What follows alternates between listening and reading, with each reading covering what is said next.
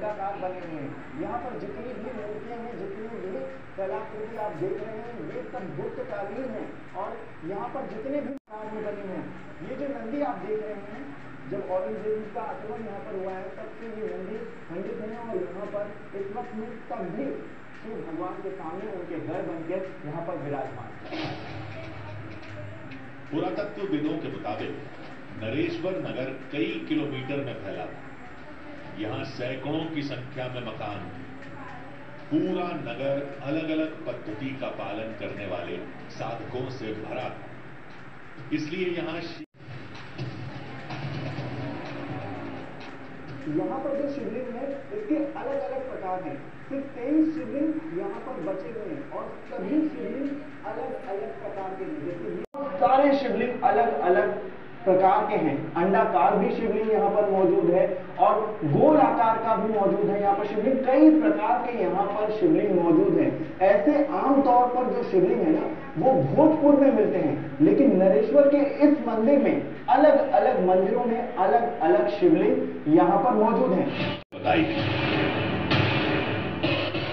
कई जो तांत्रिक होते हैं वो जलेहरी की पूजा नहीं करते, क्योंकि जलेहरी को शिव के परिवार का प्रतीक माना जाता है। पार्वती हो, कार्तिक हो, गणेश हो, नंदी हो, उनके साथ शिव विराजमान है। लेकिन अकेला जहाँ शिवलिंग विराजमान है वो तंत्र क्रिया का प्रतीक है कि इस पर तंत्र साधना की जा रही है।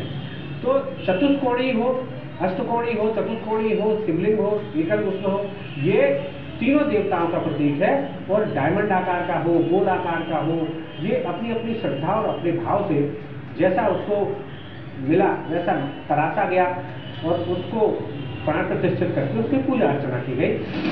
और आसपास की चट्टानों को बहुत बारीकी से देखा, इस उम्मीद में कि कोई सभ्यता की कोई निशानी हमें भी मिल जाए, नीचे दब चुकी नगरी का कोई गुप्त रास्ता दिख जाए।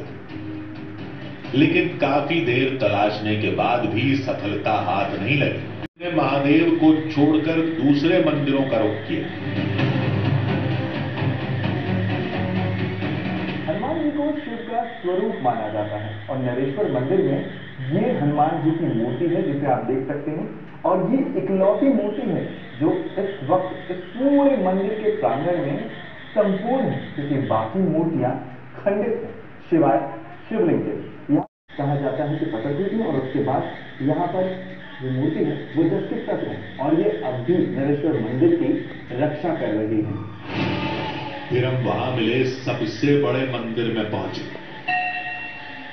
नरेश्वर मंदिर को भले ही शिव का लोक कहा जाता है, लेकिन जहाँ पर शिव होते हैं वहाँ पार्वती जरूर होती है। देखिए ये जो प्रतिमा आपको दिखाई दे रही है, आधी प्रतिमा चुन्नी से ढकी हुई है, क्योंकि औरंगजेब ने जब इस मंदिर पर आक्रमण किया था तब ये पूरा का पूरा घर यहाँ से अलग कर दिया गया था। और जो नीचे का शरीर है वो अभी यहाँ पर मौजूद है और यहाँ के लोगों का मानना है कि यहाँ पर आज भी देवी इसी स्वरूप में लोगों की रक्षा करती हैं। आज भी रात में यहाँ तंत्र मंत्र और आहुतियों की आवाजें सुनाई पड़ती। तंत्र का नाम सुनते ही लोग डर जाते हैं, लेकिन असल में तंत्र भारतीय विद्या है। भारतीय संस्कृति में इसका उल्लेख है, अथर्ववेद में इसके बारे में बताया गया है। लेकिन तंत्र के सबसे बड़े ज्ञाता, तंत्र के सबसे बड़े दाता भगवान महादेव। केंद्र भी कहा जाता है, ऐसा केंद्र जहां से कहा जाता है कि योगिनियां यहां पर आती हैं और तंत्र साधनाएं करती हैं, जिसकी वजह से यहां पर आज भी रात में कोई नहीं रुक पाता है। इसकी वजह से यहां पर कोई भी इंसान भटकता तक नहीं है। लेकिन न्यूज़ 18 किसी प्राकृतिक आपदा का। मंदिरों की भव्यता यहाँ के लोगों की समृद्धि दर्शाती है।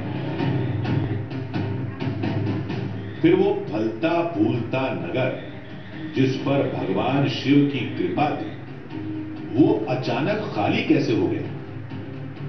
जब सैकड़ों साल बाद भी मंदिर बचे तो सारे घर कहां गए? हीरे जवाहरात के वो बाजार कहां? ये गुत्थी सुलझाने के लिए हमने हर दावे और हर जानकारी को एक पटल पर जोड़कर देखा।